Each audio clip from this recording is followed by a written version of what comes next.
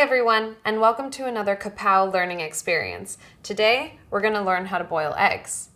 Now, the most important thing we want to do is make sure we have a proper sized pot. It depends on how many eggs you're going to be boiling. Today, we're just going to do 3. We're going to start with our empty pot, and we're going to gently place our 3 eggs inside.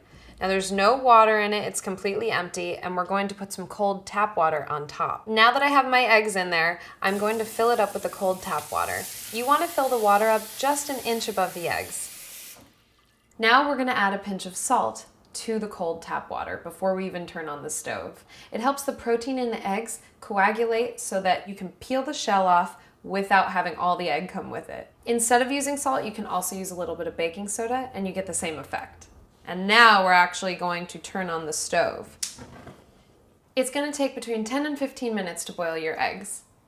So you can grab your timer and set it to 15 minutes, but make sure that you check back around the 10-11 minute mark.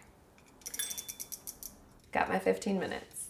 If your eggs boil for too long, they could be smelly or discolored, which of course you don't want. Or if they don't boil long enough, they could be runny. Now that my 15 minutes are up, I'm gonna grab my pot and head over to the sink. Running the eggs under cold water will allow the membrane to separate from the shell, so it makes them easier to peel and easier to enjoy. Now that we've cooled down the eggs, you can place your pot gently in the sink and you can let the eggs sit for a little while and cool down. Or if you prefer, you can fish them out with a spoon, put them in a bowl, and pop them in the fridge. And that's how you boil eggs. kapHow! You just learned something.